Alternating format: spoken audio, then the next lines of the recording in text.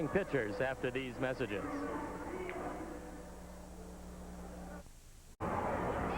On the mound today for Cincinnati is Rick Mahler. The Cubs know him because they saw him in Cincinnati, and it was Mahler who beat them in the third game of that three-game series. Mahler's off to a great start. He's the winningest pitcher on the Cincinnati staff. He's not overpowering, but he does have a good curveball, and the wind is blowing out to right field today, so Mahler will have to keep the ball down. He's going to be opposed by Paul Kilgus, who moved his record to 4-4 with his last start.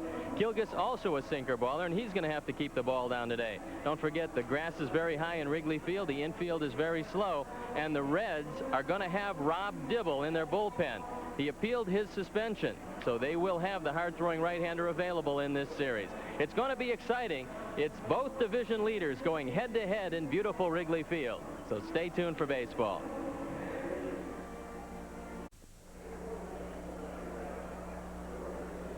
Hello again, everybody. Harry Caray from Wrigley Field on an absolutely gorgeous day for baseball. The Cincinnati Reds, 2 games ahead of the West, are playing our Chicago Cubs, who are a game and a half ahead in the East. And if this were a little later on at the end of the season, it'd be the beginning of the playoffs. But here we are only on May the 26th, so a long way to go. It'll be Rick Mahler who beat the Cubs for the only Cincinnati victory in the Riverfront Stadium against Paul Kilgus, who pitched well there too.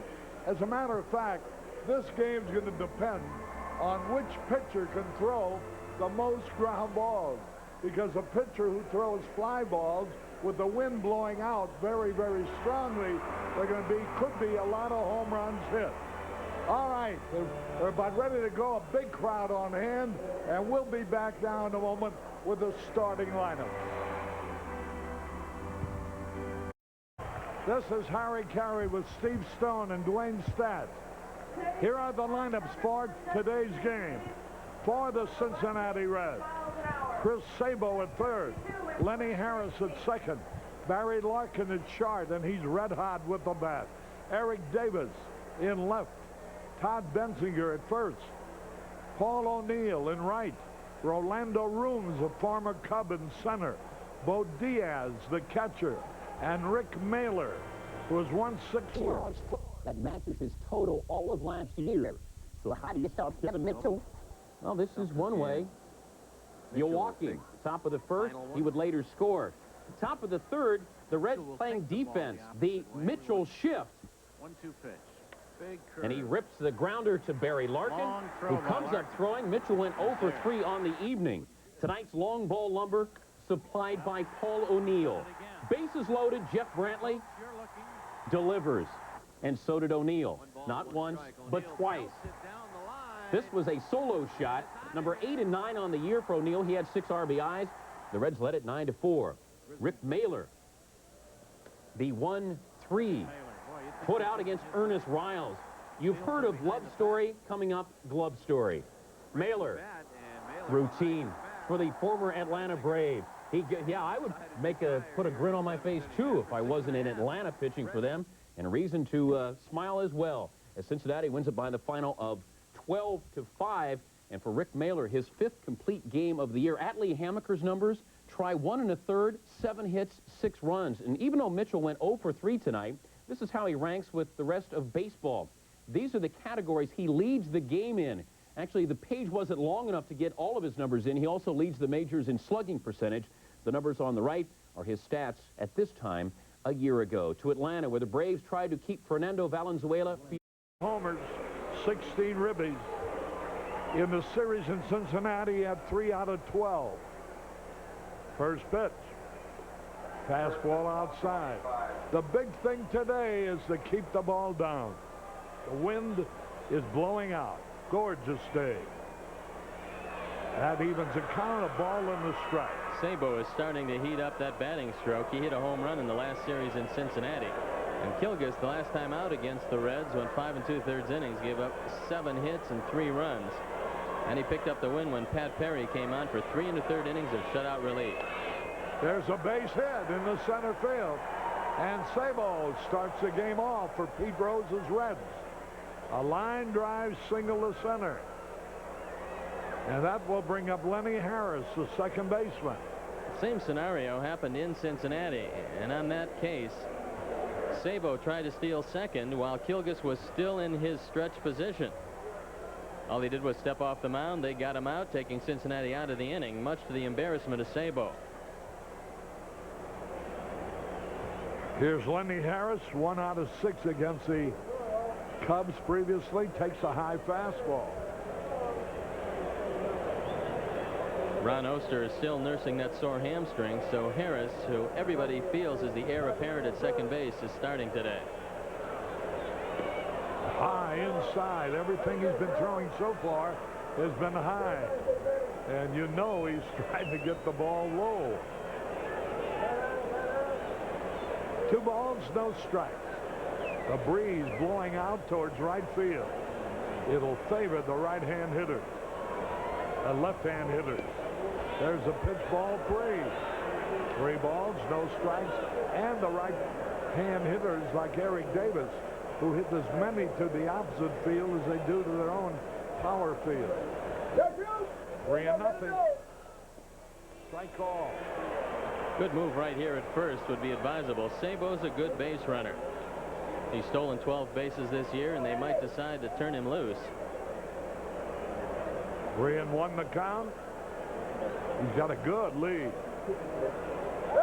And Kilgus throws over there. Berryhill's thrown out 10 of 16 men who have tried to steal against him. Strike 2 call. That's a big pitch. Barry Larkin, who's next, is really a hot hitter, hitting .327. 20 runs batted in. He's only 7 out of 12 against the Cubs.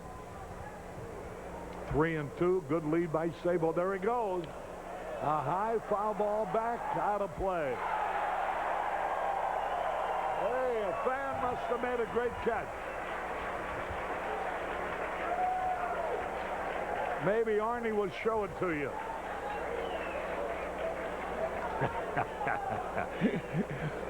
Isn't it in the fine print in the contract? You got to catch fans in the stands as well as on the field. There goes the runner again. Swung on. High fly ball. DeCenzo will get it. He does. 1 out.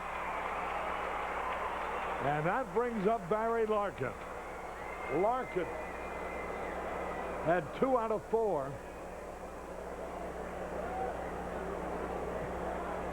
Actually, 2 out of 3 against Kilgus. All he's done lately is have a 6-game hitting streak, and in his last 11 games he's had 7 RBIs. He's hitting .452 since being moved to the 3rd spot in the batting order on April 25th. Larkin's hitting .360, so he is very comfortable hitting number 3. There's a breaking ball strike. 1 strike and nothing. 1 out, 1 on. Larkin's become a very good hitter because he's taken the ball the other way. He's got very good power to right center field. Sabo's back. We have about 25,000 here.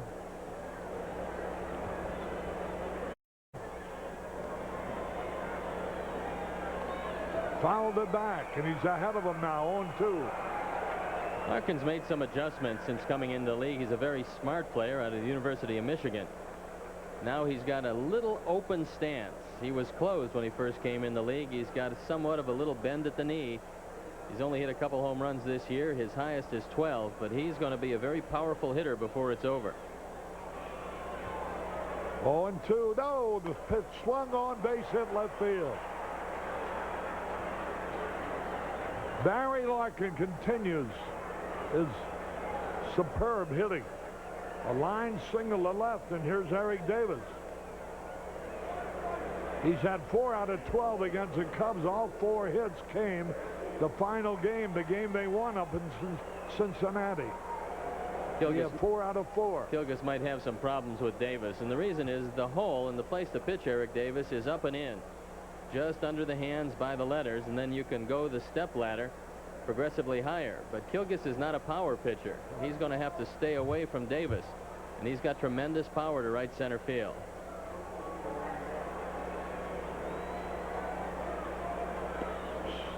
Slow curve over the outside corner, and Damon Berryhill goes out there. He might have been crossed up on that pitch. Mr. and Mrs. Sherman Capman watching the game in New Smyrna Beach, Florida. And here also from Paducah, Kentucky. With the outfield as deep as they have to play for Eric Davis, it's doubtful that they'll be able to get Sabo on a base hit. Sabo very fast anyway. Oh, he had a cut. 0-2. Well, he had 2 strikes on Larkin, and Larkin singled to left. Now he's got 2 strikes on Eric Davis. You don't have to throw Davis a strike in this situation. He will expand his strike zone, and his hamstring is still not 100%. He's playing left field and not center these days, so he's grounded into 4 double plays, and for a man who can fly, that's most unusual. Hey, hurry up! Safe on a close play. Boy, if he had thrown the ball a little sooner, he really had him leaning towards third base. See, he stepped off first, Harry. Yeah. Had he known that the play was going to be this close, you just wheel and fire. But by stepping off, he gave Sabo that extra 2 steps, and that allowed him to get back in. 0-2 the count on a great hitter, Eric Davis.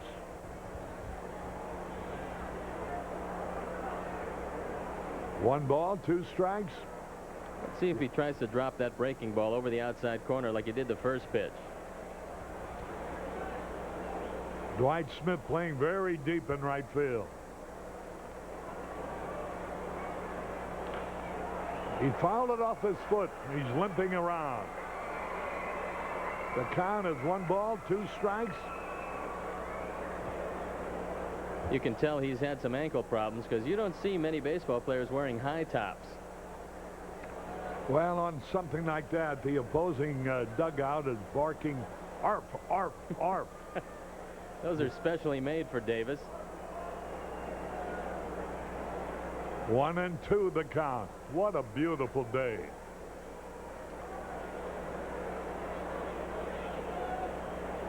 Sailboats ought to be out today, Arnie. The pitch. He fouls it off again. We could use a hot smash at one of the infielders that he fields. Eric Davis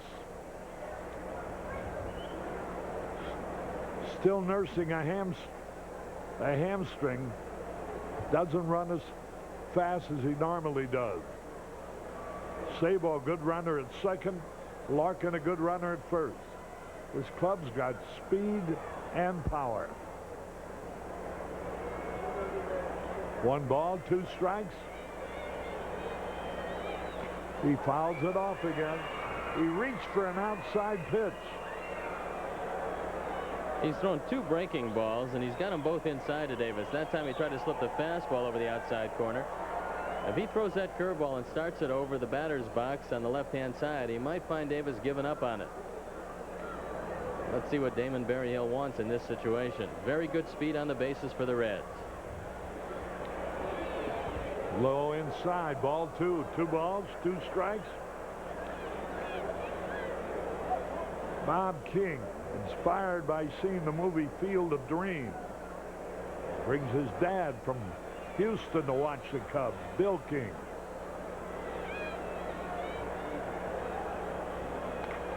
There's a drive in the left, a base hit. Here's a throw in at third base, and the Reds are leading. Oh, Dunson was not looking when the throw came into third. Oh, how can they give the air to Varsho?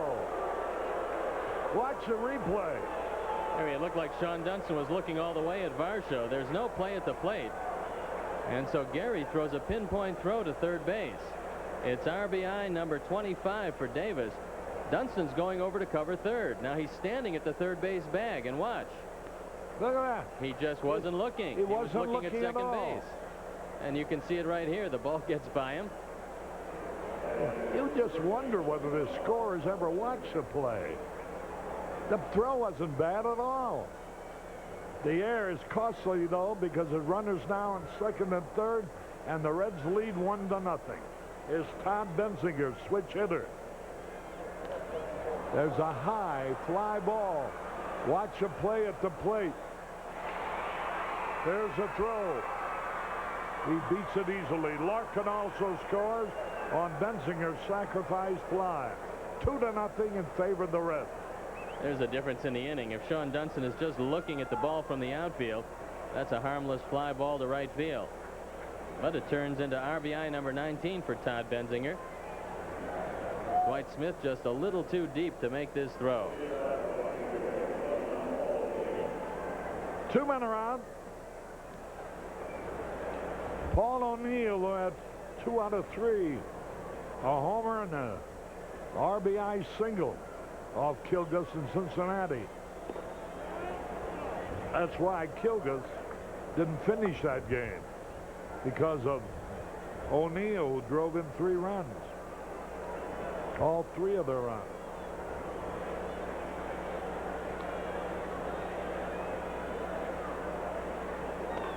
Bouncing ball ought to be out of the inning.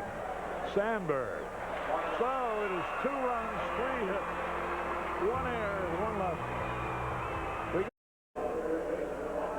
Harry Carey back at Wrigley Field with the Reds are out in front 2-0. Here is Doug Vincenzo to lead it off, hitting 163.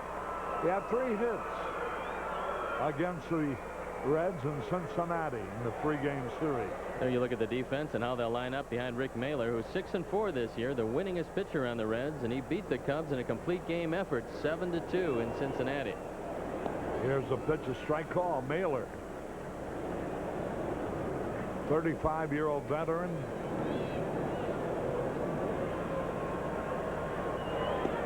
Inside and high. Boy, it looks to me like Seattle made a good deal for Mark Langston. An outstanding pitcher. Inside and high. They traded him to Montreal. They were going to lose him anyway. Langston was making $1.3 million. They got 3 pitches in return. Foul back. The count is even 2-2. They got 3 pitchers back. Their combined salaries is something like $200,000 for the 3. They saved $1.1 million, and they got 3 young pitchers who may develop for them. Ball inside, ball 3. I think, Harry, had they moved him earlier, they got a lot more from the New York Mets if that deal that they proposed was true, with Howard Johnson and Sid Fernandez in it. There's a high fly ball. That ought to be easy for Eric Davis, and it is. Vincenzo flies out to Davis. That brings up Gary Varsho. Now, any time you can pick up 3 young pitchers on for a guy you're going to lose anyway, I don't think it's too bad a deal. You know, Montreal was very high on the left-hander, Johnson. I think the sleeper in the deal, Harry, may be Harris. That's a youngster who throws very hard. And they think that he might develop into quite a pitcher. He got a late start as a pitcher. He was a football player in college. Now the pitch is in there, strike call, and it's evened up.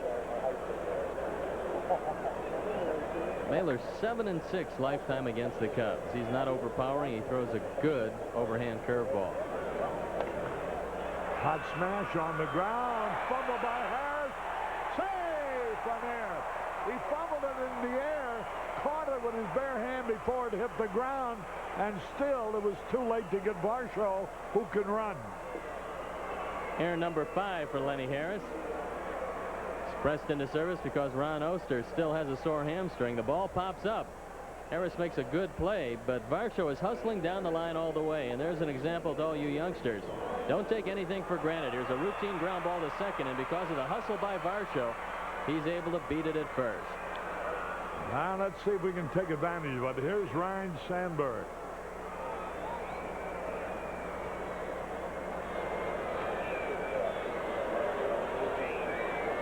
He had 2 out of 3 against Mailer last Sunday in Cincinnati. A group of over 200 students and teachers and parents from Queen of Angels School watching the ball game.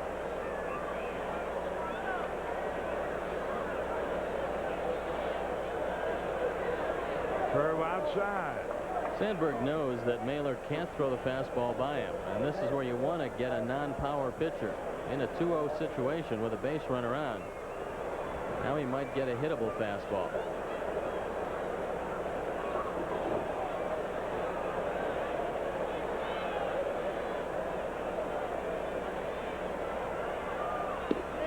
Strike call. 2 balls and a strike.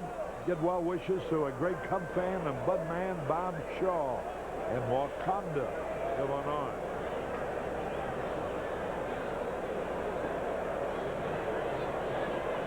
The throw. He is back. Cubs have stolen 53 bases in 44 games, and they're well ahead of last year's pace. They didn't steal their 53rd base last year till July 14th, which was their 87th game of the year. A high pop foul out of play into the stand. The wind blowing out some of the big hitters ought to take advantage of it, and Sandberg is one of the Cub big hitters.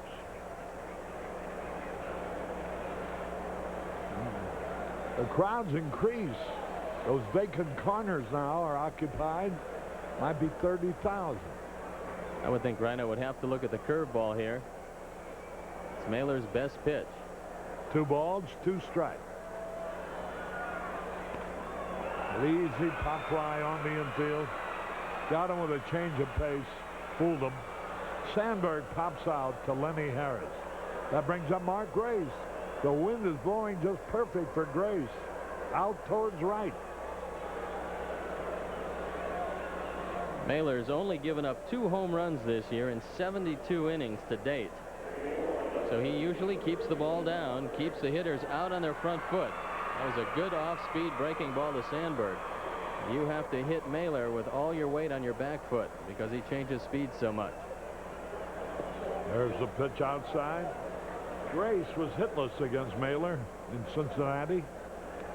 Ronnie and Tina Craig from Austin, Texas are here to see the ball game.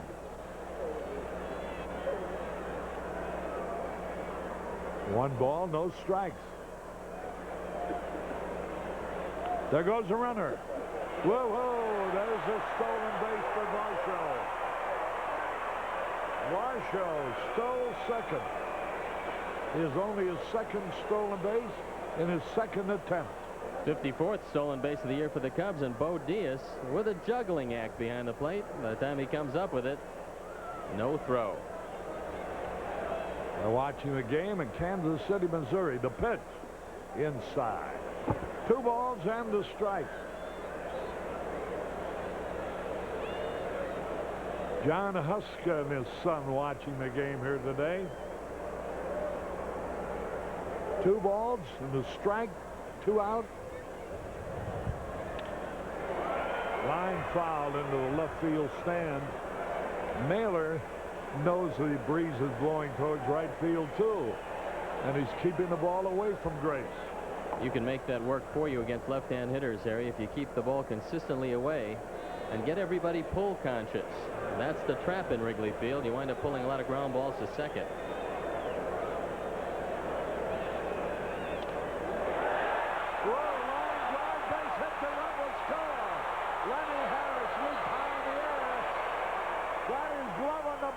Couldn't hold it. A base hit for Mark Grace, his 24th RBI of the year. Ron Oster is 6'2". Lenny Harris is 5'10". The 4-inch difference made a big difference to Mark Grace. 4 inches will make a difference. It made a difference right there because Oster has the ball. And now he doesn't, and it goes as the RBI for Grace. Berryhill takes it going outside. Ball one. You short guys, I've always told you this is a tall man's game. Throws over to first, too late. 2-1 now.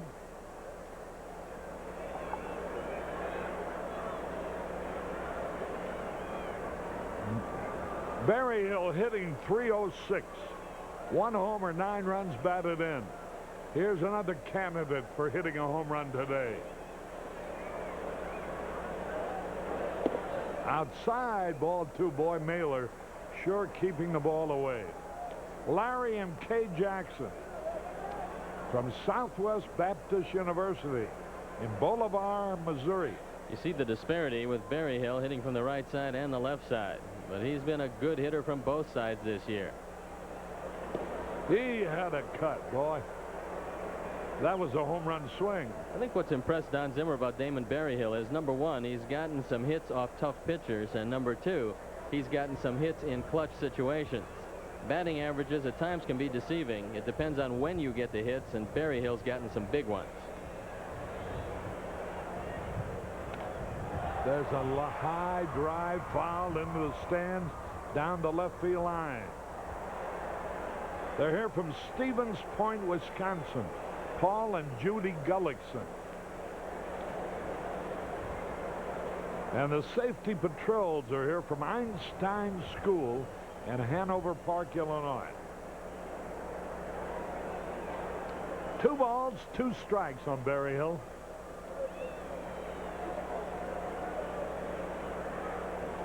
Fouls it back. Occasionally, but not too often, Mailer will try to slip that fastball by you. He doesn't want to let you hit that fastball, but occasionally he uses it as a surprise pitch. He's got a curve and a slider, although he says his slider tends to be more of a slurve. It's not hard breaking and doesn't break straight down like some of the better sliders in the league. 2-2 pitch. There goes a runner. Low, ball 3, a stolen base for Graves. And that's his 11th stolen base of the year, I believe. He's only been thrown out once. It is his 11th stolen base. And Harry, he's a very smart base runner. He picks great spots. He knows the off-speed pitch is coming because that's how Mailer tries to get you out. Berryhill holds up on the low breaking ball, and Grace is in without a play. 11 out of 12 for Mark Grace this year. There's a high pop foul out of play. Now a base hit would tie up the ball game.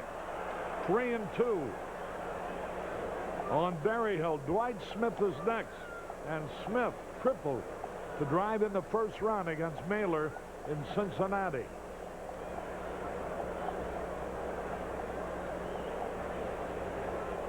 Three and two. Big pitch. Base hit. Here's a tying run, and the stolen base really paid off. And this ball game is tied 2-2 as Berryhill came through with his 10th run batted in this year. Once again, Damon Berryhill gets the job done.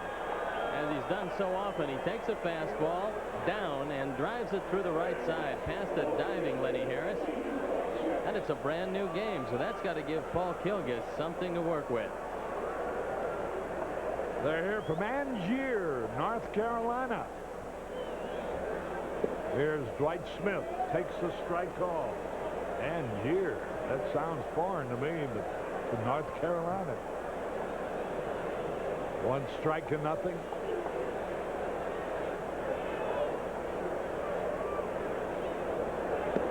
Curveball high. That evens it up.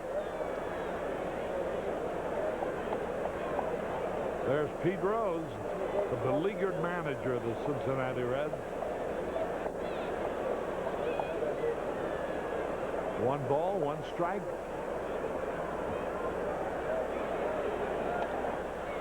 There's a high pop fly, left field, it may be foul. It is. Nobody can reach it. 1 ball, 2 strikes on Dwight Smith. You know, everybody talks about why the Chicago Cubs are leading the division at this point. We've talked a lot about the pitching. That certainly is evident. But you've seen in this inning another reason why the Cubs are in first place, and that's they've become a very aggressive team. And there you see the numbers right there. A game and a half ahead of the Mets. Cincinnati 2 ahead of San Francisco. But the Cubs now have swiped 55 bases. They're over a month and a half past where they were last year in the stolen base department. And this inning has been set up by speed and speed alone.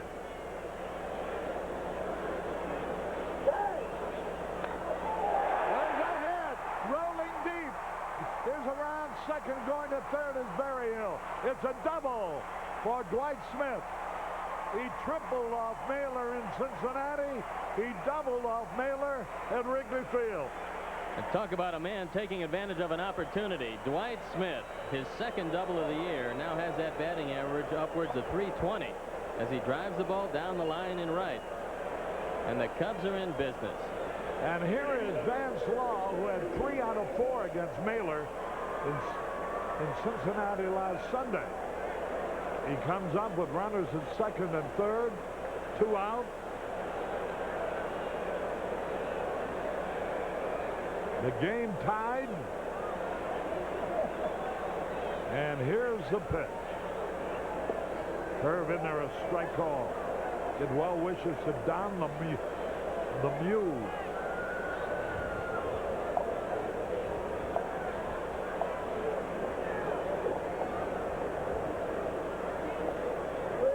Oh, for a hit here. Count is even. 1-1. Runners at second and third. Vance Law hitting .228. 1 homer, 11 RBI. Strike 2 called over the outside corner. And he's in the hole, 1-2.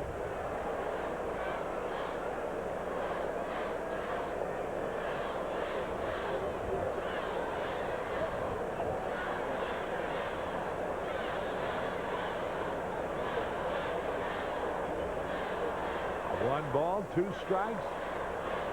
The pitch. A little pop fly. My drive in. Does 1 run in. 2 runs in. And the Cubs are out in front by the score of 4-2. Law loop one in the short right field, scoring both Berryhill and Smith. RBIs number 12 and 13 for Vance Law, and he almost gets taken off the bases. O'Neill's got 1 play, and that's the first base. Now watch what happens with Benzinger. He dives at Law, who just barely gets back in, and on the play, Fred Brocklander, who was watching the plate to have to make a call, had to hustle into the infield to get a look at the play at first. Watch it again. Vance trips. Now he's stumbling back to the bat. Benzinger makes a dive in vain, and Fred Brocklander, from just in front of home plate, made the call. Well, the 2 runs were in anyway, so it wouldn't have been so drastic even if he's out, because the loop single to short right put the Cubs out in front 4-2. Now we have a little note here from a fine young Chicago comedian, seen at Zanies quite a bit, Al Katz. He says, "I'm a Cub fan and I'm a napkin man. Let's wipe out the Reds." I didn't know you could do it with a napkin, but you sure can do it with hits, runs, and errors. An error opened the gate to all this action. All 4 runs are unearned. We'll take them. Here now is Sean Dunston. The pitch is outside. Dunston.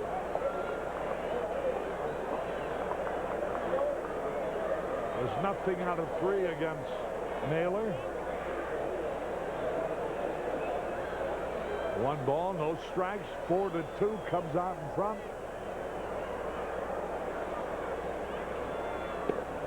There's a strike, and the count is even. You know, you've heard me say many times about there's 1 column I have thought should be in the box score, and that was luck. You got to have a certain amount of luck. 1 ball, 1 strike. There's a ground ball to the second baseman. He's got it. Lenny Harris throws, and the inning is over. 4 runs for the Cubs. 4 hits and an error.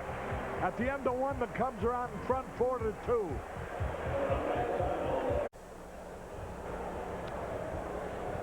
Harry Caray back to the ballpark. We're going to the second inning. Another base hit. First pitch.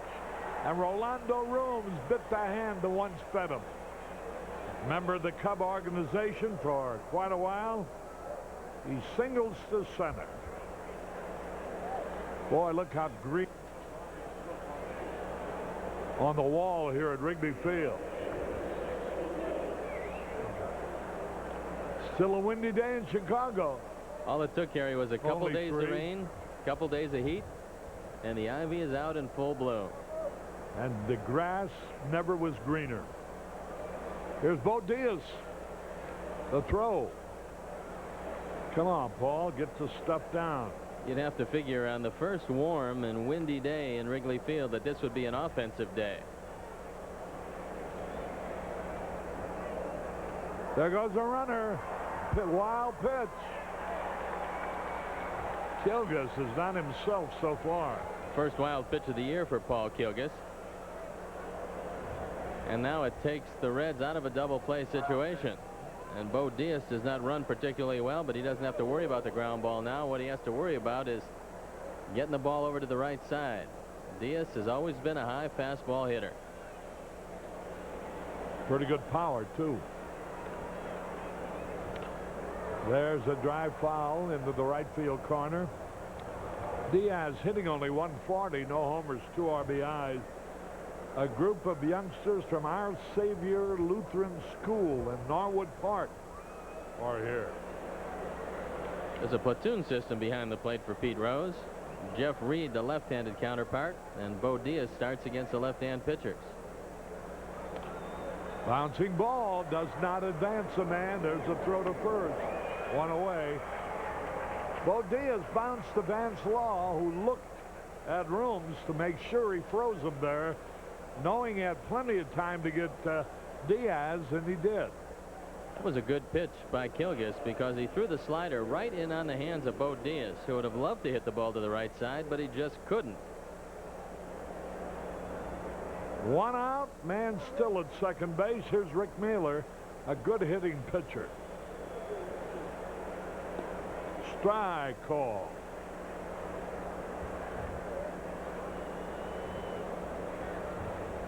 Mailer figured in the play to broke the game wide open in Cincinnati. One with 2 strikes, he bunted. And that's a play where Mike Bilecki fielded the ball barehanded, running away from the mound, and threw wildly to first base. You know, Rolando Rooms is a good story. He was traded for Lloyd McClendon, both players kind of wearing out their welcomes in the various organizations, and now both of them producing for their new organizations. 1 out, 1 on. 1 ball, 2 strikes, 1 away. We're in the second. Cubs are leading 4-2.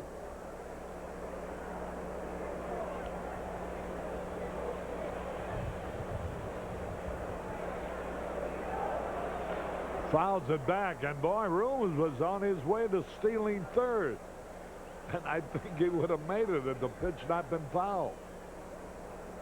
You want to take a couple of looks back at second. You have a tendency with the pitcher up there not to pay much attention to the man at second base.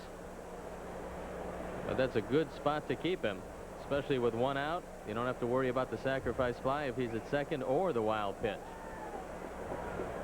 1 out, 1 on. 4-2 Cubs. Ground ball. Vance Law has it. Over to first for the out. 2 away. Here's Chris Sable. We want to welcome here, out of Amherst College, Josh Mora, who's going to be working. He's working with John Workman today. He's going to be our man up here in the booth. Our poor man's Joe Corneo, as it were. Josh Mora, I know his grandfather very well, Jerry Factor, member of Canyon Country Club out in Palm Springs. And we look forward to the young man having a very pleasant and educational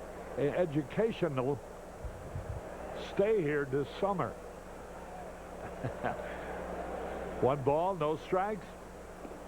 Pitch is high. He'll get an education, work with you guys, Arnie. Sabo had 271 last year, was Rookie of the Year, off to a slow start this year, but he's suddenly found his stroke once again.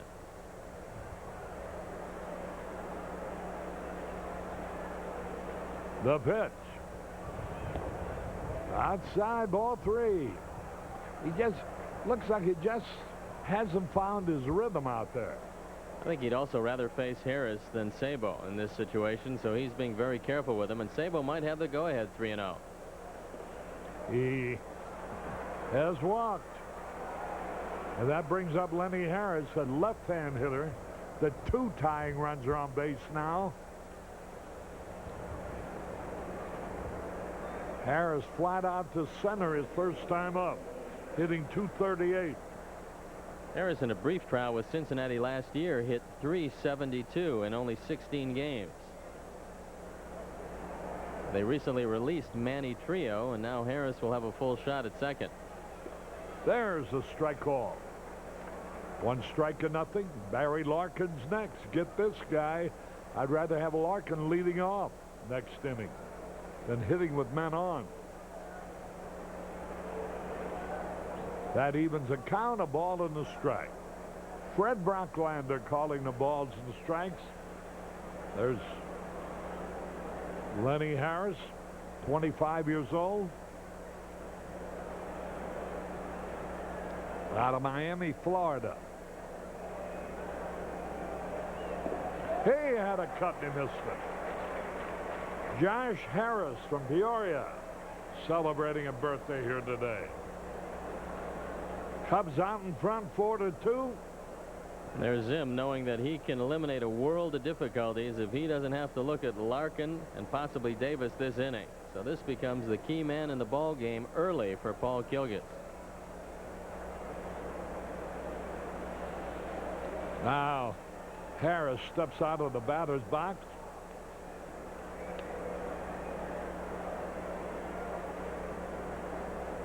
One ball, 2 strikes. Lois Wagner here today celebrating her 20th birthday. The pitch. There's a high fly ball. Dwight Smith is there.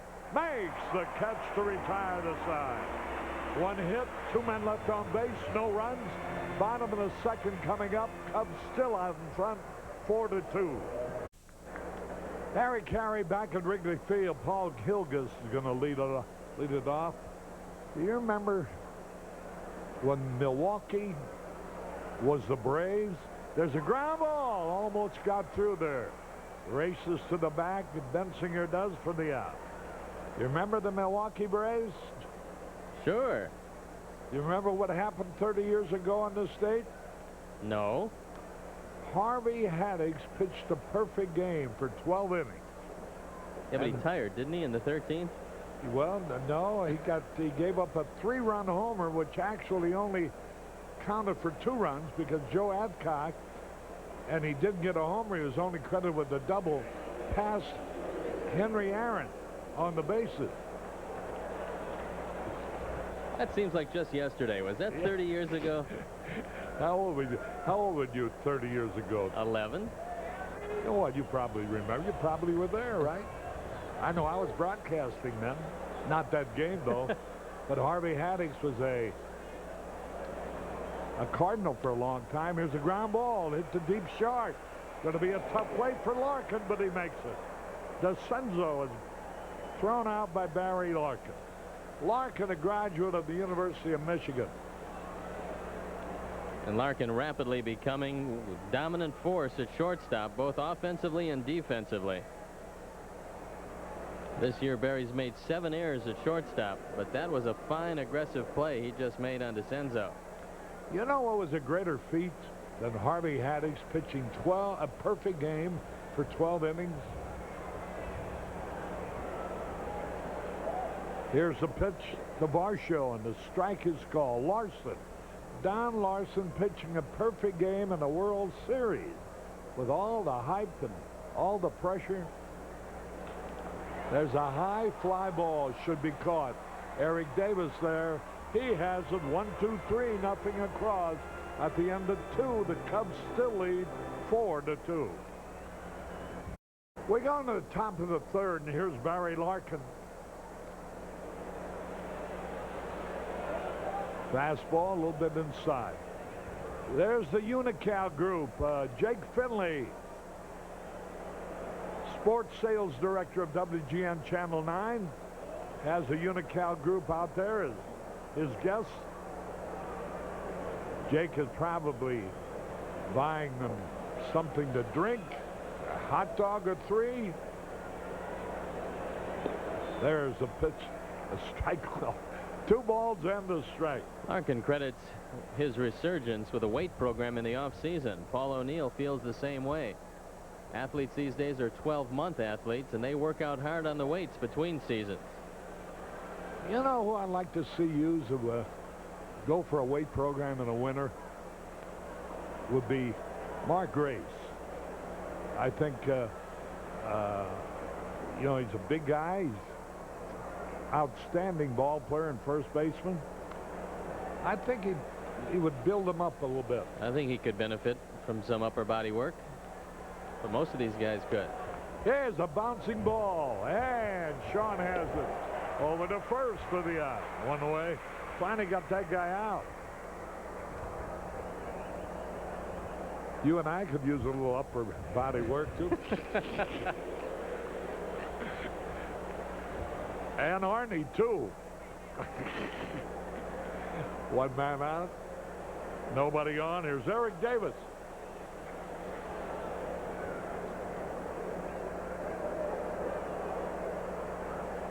One ball, no strikes.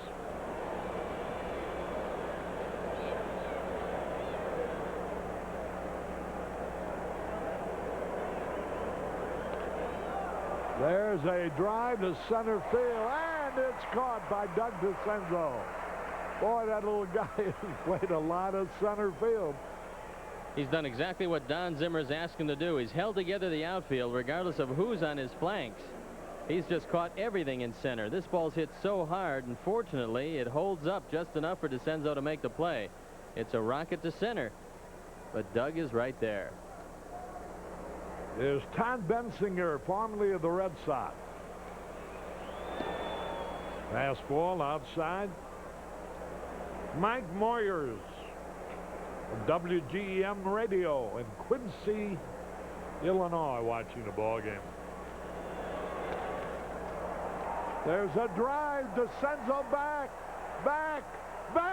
makes a catch.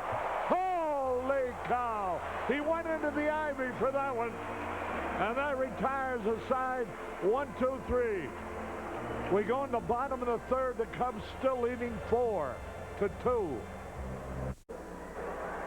Harry Carey back to the ballpark. Here's Ryne Sandberg to lead it off. Cheryl Hoffman and Linda Shore are here with a group of students from Sauganash Elementary School. 8th graders, all having a great time. Cubs leading 4-2. Sandberg popped out his first time.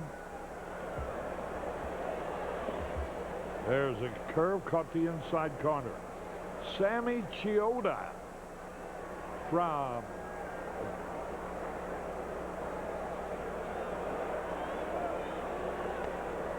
Gallup, New Mexico. Watch DeCenzo's catch that ended the top of the third. He's so small, we're going to lose him in that ivy a little later on this summer. Umpire might have to go out there, Harry, when the ivy's in full bloom to check to see if he made the catch.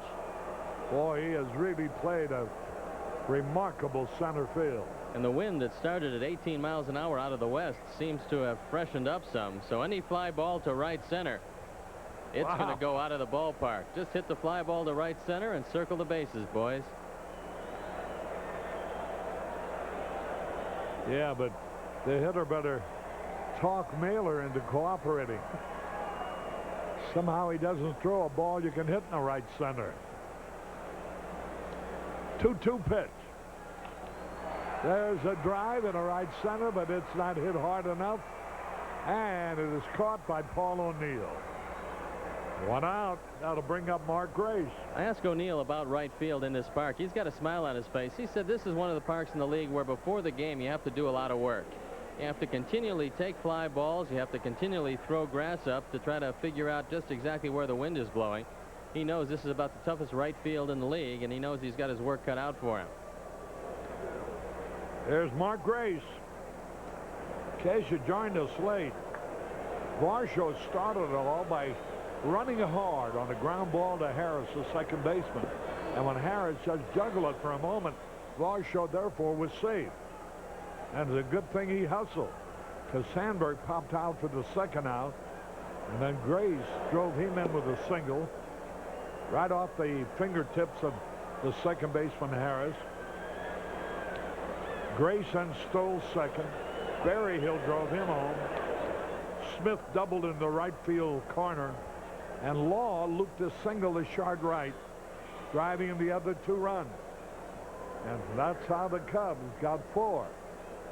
I get the feeling sometime today Mailer's going to make a mistake to Grace, and he's going to hit his 3rd home run of the year. I thought that the first time, when I said the ideal day for Mark Grace.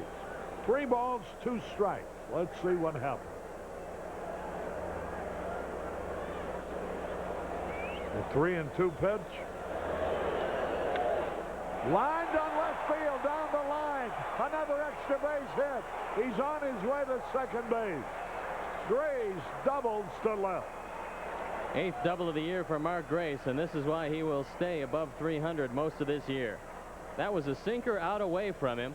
Watch what he tries to do. Just goes right with it. Takes exactly what Mailer gives him. Doesn't try to pull the ball. And Mark Grace is now up to 321. The Cipriano family from Las Vegas, Nevada, here today. And Wayne and Shirley Linton from Fort Collins, Colorado. Here now is Berryhill again. Strike call. The Cubs lead 4-2, 1 out.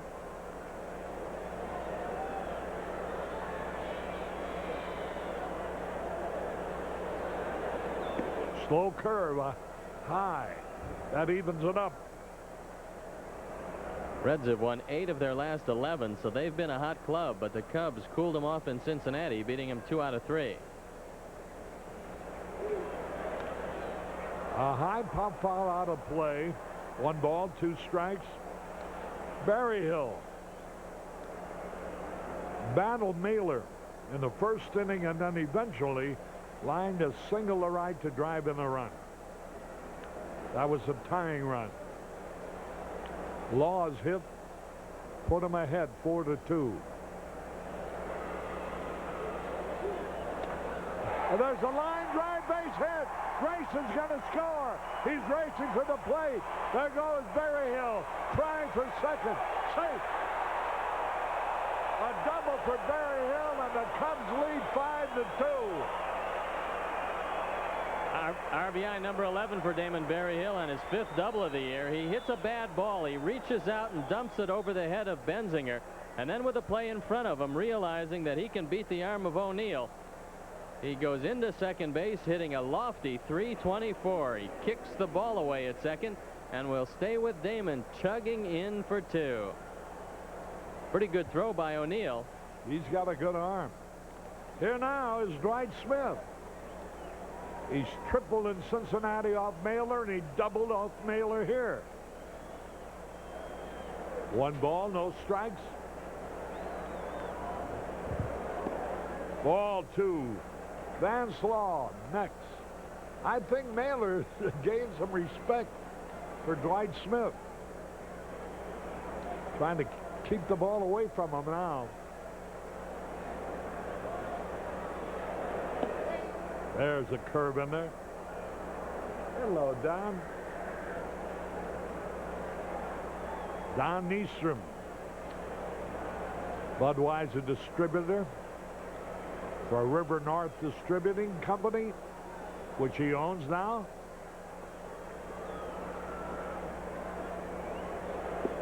Low, ball 3. No, don't ask me for any World Series tickets. 3 balls and the strike. Not too early to start looking into that, is it? No. Hey. 3 balls and the strike. Yeah, there's the drive, but it's foul. 3-2. I would think with first base open in this situation, Dwight Smith would have to hit a breaking ball. And there you see Tim Burtsis. He's starting to get loose in the bullpen. Boy, he is a big man. About 6'7", looks about 7'8". 3-2 pitch. Smash right through the third baseman. He's got it over the first for 1 out. Return throw. Boy, oh boy, Sable's lucky he was able to catch that throw because the slide of Berryman took him down and the throw almost got away. It's surprising that he doesn't go to second base because he's got Damon Berryhill hung out to dry. He looks right at Berryhill, who's halfway. All he's got to do is go behind him, and they've got Berryhill dead to rights. But he decides to go to first. And the collision just before the catch, a fine effort by Sabo, saving a run right here. Berryhill sliding in. He gets a piece of Sabo. Look at that. And Sabo able to knock the ball down. Here's Law now. The pitch is low. 1 run in. 5-2 Cubs. We're in the bottom of the third. Dwayne will be coming in here after this inning. While we go over the radio, the pitch. 2 balls, no strike. Law shooting for his 3rd run batted in today.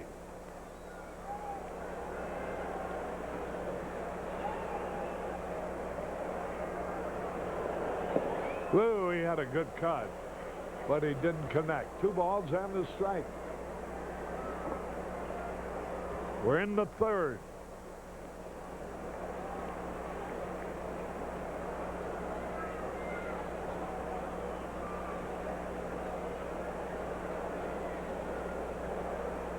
Infield back, of course. Ball 3. Sean Dunston on deck. And Sean has been delivering some key blows.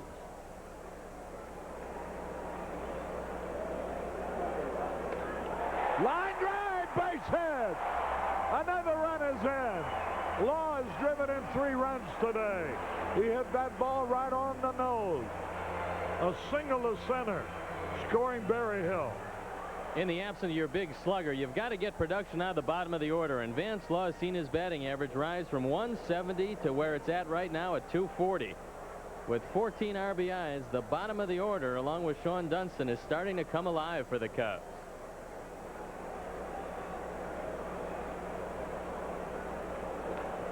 Hot shot right through the shortstop. He's got a force out. 2-run score. There were 3 hits. Harry Caray from Wrigley Field. At the end of 3, the Cubs lead 6-2. Cubs are leading 6-2 as we move into the 4th with Steve Stahl and our producer-director Artie Harris. Dwayne Stats here. Well, Vance Law has been waiting for the Cincinnati Reds all year long, and he's cashing in now. The first pitch is inside to Paul O'Neill, ball 1. Vance Law has done a great job over the course of his career against Cincinnati, and Dwayne, his batting average is up to 240, and you need somebody to produce at the bottom of the order. And that's what the Cubs have been getting on that last road trip, and now the first day of the homestand here. Law pitched in, so did Dunston in Houston. Now the count on O'Neill is a ball to no strikes. 1-1. O'Neill has been a big run producer this year for Cincinnati. These two guys went on the same ball club for a whole season in winter ball, so this is quite a rivalry between Kilgus and O'Neill. O'Neill took him downtown in Cincinnati. The pitch is high, and boy, did he ever hit that ball. He hit a tremendous home run at Riverfront Stadium on a hanging breaking ball that had a big sign that said "hit me." 2-1 the count. 3-1. Pertzis warming up in the bullpen as Mailer is due up 4th in the inning, and Pete Rose will go to the bench if the Reds can put a man on. A tap right side. Kilgus off the mound to cover and takes the toss from Grace to get O'Neill. O'Neill is the first out in the 4th. 0 for 2 so far this afternoon. Here's a look. Good play on both ends. Kilgus knows that O'Neill can run, so he's got to get over there. And Mark Grace flips the ball to him, and he makes the play easily. You don't want a lob here. You want something on the flip, and that's exactly what Mark Grace did. You got to give your pitcher a chance to catch the ball and locate the bag. Rolando Rooms at the plate. Strike 1. Rooms has performed well since coming up from Nashville. He came into the game hitting .306 and singled his first time up. The Reds for a time had Eric Davis out of the lineup with a hamstring injury, and now Cal Daniels is out. Rooms rolls this one to Dunston. Sean's throw in time. 2 up, 2 down. I guess Daniels, well, he went on the disabled list, had surgery on the 16th, and they're looking at about 6 weeks for him, taking care of spurs in that knee. They're pretty happy with Rolando Rooms. He's gotten an opportunity up here to show what he can do, and so far he's been consistently over 300. And the thing that impresses Pete Rose is the fact that Rooms can go get him in the outfield. So he's been a good player for the Reds, and Lloyd McClendon has been a good player for the Cubs. Bo Diaz taps one to short. Dunston handles this one, and it's an easy inning for Kilgus. 3 up, 3 down. Bottom of the 4th coming. Cubs 6, Cincinnati 2. Cubs are leading by 4. It's a 6-2 ball game, and Paul Kilgus will open the Cub 4th against the right-hander Rick Mailer. Ball 1, a little close on the first pitch. Kent Tekulve now up and throwing in the bullpen. Kilgus, DeCenzo, and Varsho in this frame. The count is now 2-0 here on Kilgus. The Reds will have Rob Dibble available. He is appealing that 3-day suspension handed down by Bill White, the president of the league, although he served the 2-day suspension that they gave him from the Reds. Foul ball, and the count's going to go to 2-1. You know, that 2-day suspension is going to cost him $1,800. But the rumor is that it won't cost him anything because he's got an insurance policy against that kind of thing. It's kind of Dibble indemnity. Oh. Well, there's a tap foul up the right side. 2-2. You had an off day. What are you complaining about? Yeah, 1 wasn't enough. Actually, what troubles me is that I'm getting to like some of these. And Kilgus is out on strikes. That's the first strikeout for Mailer. And we'll bring up the top of the order. News out of New York. Mets catcher Gary Carter, who was eligible to come off the disabled list yesterday, may now require arthroscopic surgery on his right knee. There was a report in the New York Post today that Carter suffered renewed problems in the knee after a workout on Tuesday. DeCenzo takes a strike. He said he was ready to play after having the knee drained last weekend. Now 2 quick strikes here. The Mets said they would release the results of an examination sometime today. 1 ball, 2 strikes. Mets are having all kinds of trouble scoring runs with Keith Hernandez and Gary Carter out of the lineup. They keep talking about the Von Hayes deal with Philadelphia. And a shot back to the middle, base hit into center. So DeCenzo picks up his first hit today. That pitch is right on the ground. Doug DeCenzo having to protect the plate. And I don't think Mailer believed that this ball was coming back at him. Look at the location. A curveball just off the ground, and Mailer goes, wait a second. That's supposed to be in the dirt, not back over my head.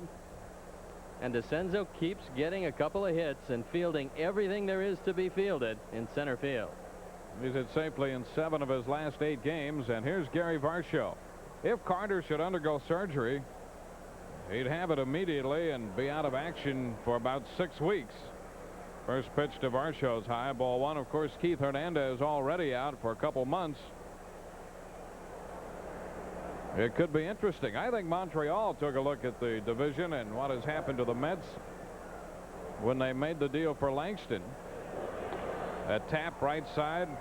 Benzinger will take the play at first. Out there and into second base goes DeCenzo. On the surface, you kind of wonder about that trade. Langston, a great talent, but they gave up 3 young arms. And on the surface, there was no contact made, apparently, between Montreal and Langston about signing him in the future. But you have to think somewhere along the line they got the indication that they had a pretty good chance to sign him. During the day, he turned down an enormous contract from Seattle, over $7 million for 3 years, and you know he's going to get a like amount from Montreal. Here's Ryne Sandberg. The pitch is wide, ball one. Yeah, all Seattle did was reduce its salary structure by $1.1 million. He was making $1.3, and the 3 pitchers they got totaled somewhere around 2 or a little over, and the count is now 2-0, so they just dumped $1.1 million in salary. Well, Montreal traded a lot of the future for a man who can help them right now, and they figure to be a contender. They didn't figure Pascual Perez would be 0-7 at this point of the year, so they need a starter. And a base hit into center field for Sandberg. That will score DeCenzo. And the Cubs have another run and now lead 7-2. Sandberg has had a lot of success through the years against Mailer. Sends this one right back through the middle and picks up his 16th RBI of the year. Looks like target practice back up the middle. And Rick Mailer didn't bring too much to the mound with him today. So with the Culvey up in the bullpen, that looks like it's going to be it for Mailer. Yep. Scott Breeden comes out and makes the move to the bullpen. So Mailer will leave this ball game trailing 7-2. And ironically, that's the score by which he beat the Cubs Sunday in Cincinnati. So the Reds make a pitching change, and we'll be back with more after this.